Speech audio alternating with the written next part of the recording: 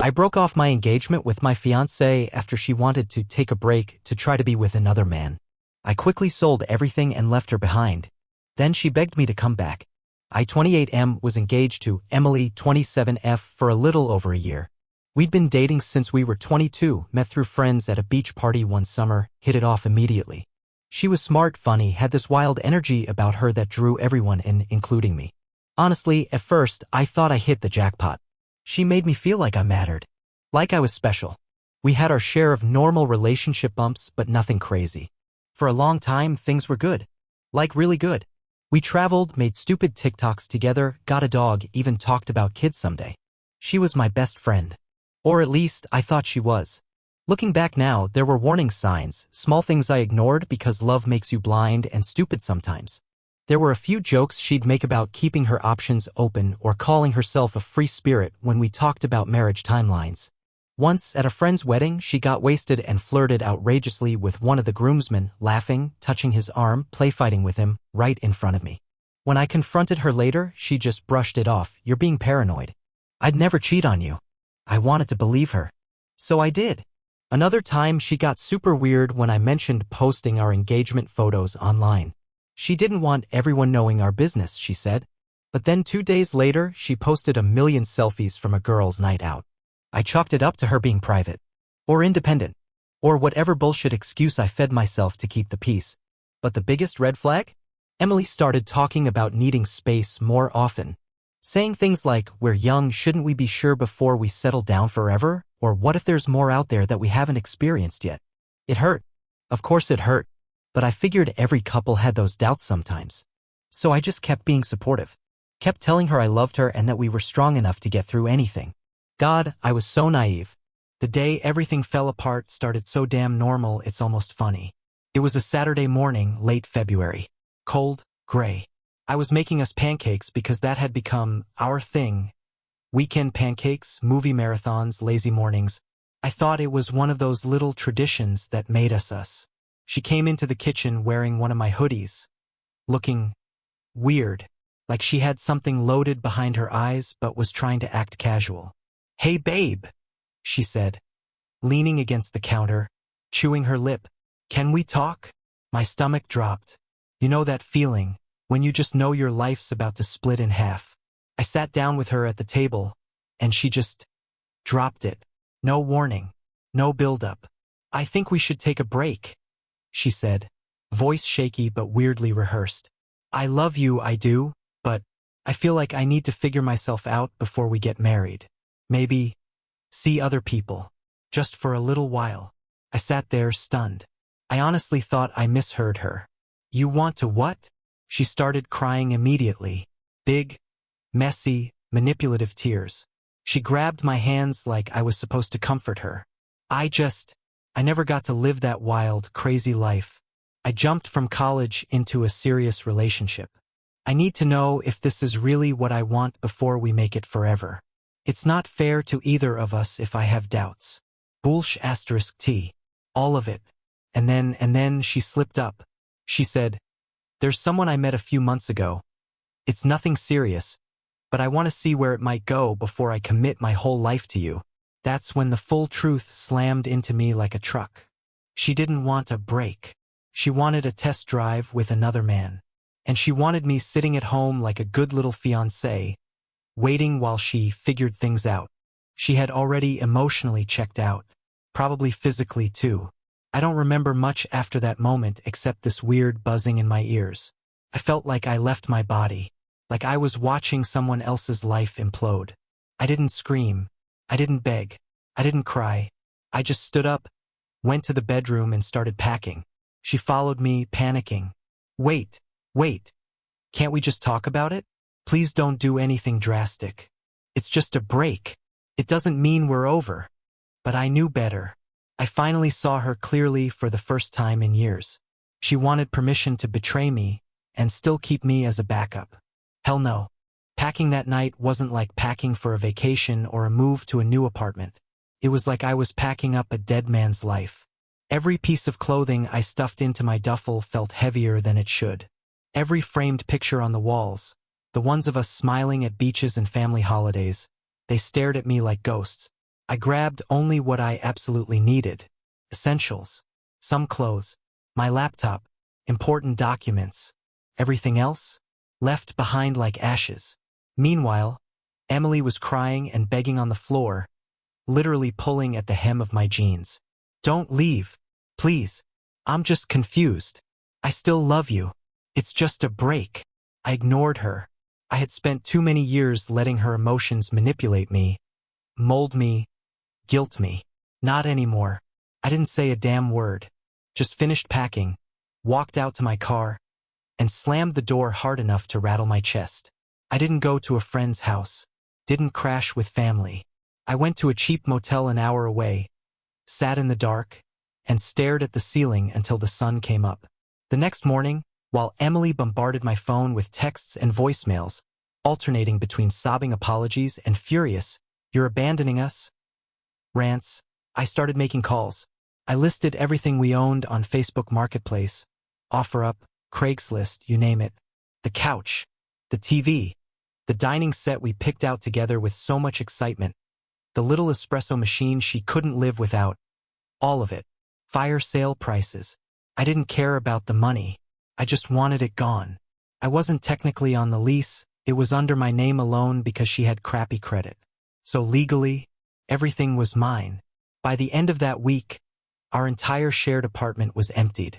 I ended the lease early, paid the penalty without blinking, sold my half of our dog's adoption contract to a close friend who loved him, closed our joint bank account, and had my mail forwarded to a P.O. box. I nuked our life together from orbit. No goodbye letter. No long explanation. I just vanished.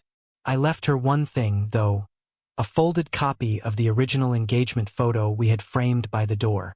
I taped a sticky note on it that said, simply, "You don't take a break from the person you're supposed to marry."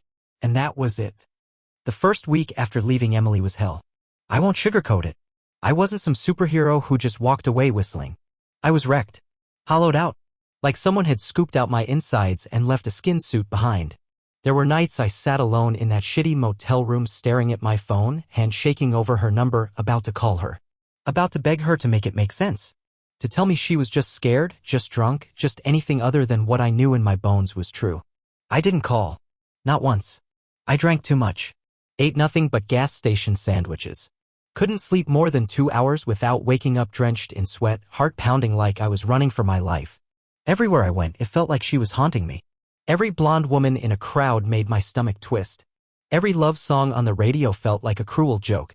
Hell, even seeing couples at stoplights holding hands made my fists clench so hard I left half-moons in my palms. Grief is a monster, man. It comes in waves you don't see coming.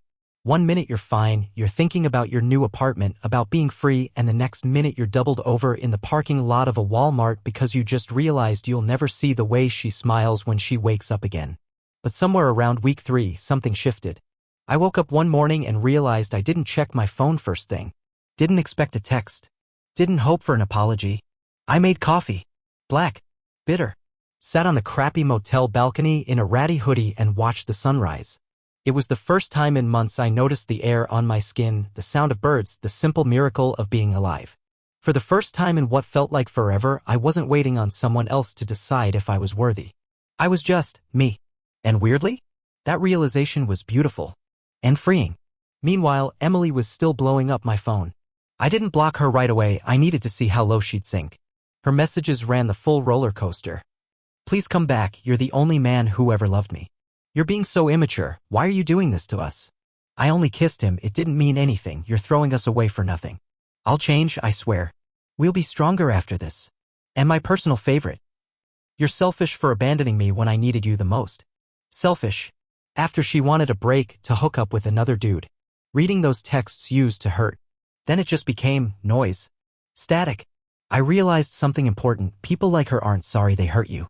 They're sorry they lost control over you. And I was done being controlled. About a month after I left, Emily escalated. She started calling mutual friends, trying to fish for where I was staying. She showed up at my old gym, pretending she just happened to be getting a membership there. She even sent me a literal handwritten letter like it was the 1800s, talking about how true love always survives the darkest storms. It would have been funny if it hadn't been so pathetic.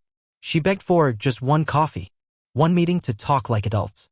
She said she was over the other guy, of course she was, but he didn't want her after she didn't come free and clear. She claimed she realized what she lost and she was ready to be the woman I deserved. The woman I deserved. Jesus Christ. For a brief, stupid second, I almost agreed to meet her. Closure, I told myself. Maybe even a sense of triumph. Like I needed to look into her crying eyes and tell her no just to feel the full weight of my own freedom. But then I realized closure is a lie. You don't need to hear an apology to move on. You don't need to hear why to heal. You don't need their sob stories to validate your pain.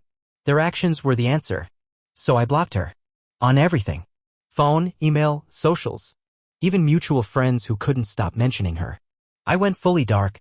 And holy, it was like breathing for the first time. About 2 months later, a friend I trusted sent me a screenshot. Emily was already posting thirst traps on Instagram with cryptic captions like, "Learning to love myself again," and "If you can't handle me at my worst, you don't deserve me at my best." There were even pictures of her out partying with that same guy she wanted a break for. Guess true love didn't mean waiting long. It hurt for like 5 minutes. Then I laughed. Like really laughed until my sides hurt. She didn't find a better man. She just found someone dumb enough not to know better yet. I changed my number. Moved apartments again. Made new friends. Built a new life, one that wasn't a sad half-measure waiting on someone else's approval. Looking back now, it's almost surreal. It's like watching an old movie you used to love, only now you see all the plot holes, all the red flags you missed, all the ways the characters were never who you thought they were. I'm not angry anymore. Not at Emily. Not even at myself. I needed to go through that pain to wake the hell up. Here's what I learned, and what I want to scream from the rooftops to anyone who will listen. When people show you who they are, believe them the first time. The first time Emily flirted in front of me and brushed it off, I should have clocked that. The first time she joked about keeping her options open, I should have paid attention. Love doesn't erase reality. It just blinds you to it. Breaks are usually just slow-motion breakups. If someone loves you and respects you, they don't need a trial separation to see if you're good enough. They don't need to test other options to appreciate what they have. They choose you every day, even when it's hard. Especially when it's hard. You don't need closure from someone who betrayed you. Closure is not a dialogue. It's a decision. It's the moment you realize they are not worth another second of your life. Peace is louder than pain. When you finally cut out the drama, the chaos, the lies, life gets quiet. And that quiet is beautiful. It's mornings without anxiety. Nights without checking your phone like an addict. It's coming home to yourself. Now, months later, I've rebuilt. New job, new city, new apartment where the only photos on the walls are ones of me doing sh*t I love. Real friends who don't make me feel small. Hobbies I had forgotten about. A sense of self I didn't even realize I'd lost. Sometimes I still get flashbacks. Sometimes, lying in bed alone, I'll remember the life I thought I was building with her, and it'll hit me like a cold slap. But then I remember, the life I'm building now is real. It's mine, and nobody can take it away. If you're reading this and you're in a situation that feels wrong but you're scared to leave, do it. You have no idea how strong you really are. You have no idea how much better life can be when you choose yourself. You don't need to be enough for someone else. You need to be enough for you. Thanks for reading if you made it this far.